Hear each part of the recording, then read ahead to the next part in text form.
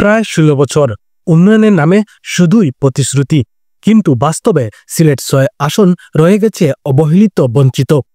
কাজের কাজ কিছুই হয়নি। বাজারে উন্নয়নের অনেক সুযোগ আছে, যেটা অতীতে অত হয়নি। ১৫, ১৬, ১৭ বছর এই টাইমগুলোতে, এবং আমরা সবাই মিলে এক হলে উন্নয়ন থেমে থাকার কোনো কারণ নেই। এবার শুধু প্রতিশ্রুতি নয়, সবার দোয়া ও সহযোগিতা নিয়ে বাবার আদর্শে সিলেট ৬ আসনের প্রত্যেক ঘরে ঘরে উন্নয়নের আলো পৌঁছাতে চান সাবেক এমপি প্রয়াত ডক্টর সৈয়দ মকবুল হোসেনের কন্যা সৈয়দা আদিবা হোসেন। বিভিন্ন জায়গায় যাচ্ছি এবং আমি যে পরিমাণ ভালোবাসা এবং আন্তরিকতা পেয়েছি এটা ভাষায় বোঝাবার না। আমার মন ভরে গিয়েছে আপনাদের ভালোবাসা, এটার জন্য আমি এবং আমার পরিবার আজীবন কৃতজ্ঞ থাকবো।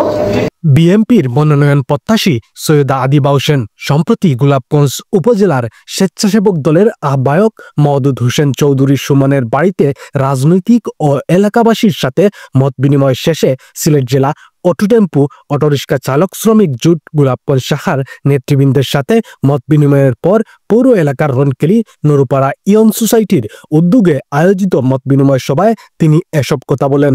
আমি আরো কাজ করতে চাই সামনে। আপনাদের দোয়া থাকলে, আপনারা সবাই আমার মুরব্বী, আপনাদের দোয়া থাকলে, সহযোগিতা আমার সাথে থাকলে আমি কাজ করতে চাই।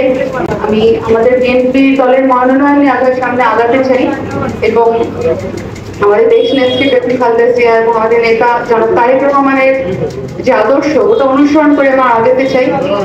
এবং দেশে আমি মনে করি যে গোলাপগঞ্জ বিএনপি বাজারে উন্নয়নের অনেক সুযোগ আছে, যেটা অতীতে অত হয়নি। ১৫, ১৬, ১৭ বছর এই টাইমগুলোতে, এবং আমরা সবাই মিলে এক হলে উন্নয়ন থেমে থাকার কোনো কারণ নেই। এবং আমি আপনাদের দোয়া প্রার্থী, আমাকে গাইড করবেন। আমার ইচ্ছা আছে, আমার আব্বা যেরকম তার এলাকার উন্নয়ন করেছেন, আমি আমার পরিবারের পক্ষে আমরাও করতে চাই। তিনি আরও বলেন, বাবার মতো কাজ করতে চান সিলেট ৬ আসনে, পাশে থাকতে চান সুবিধাবঞ্চিত মানুষের। শামিল হোসেন, জি বয়েস 24।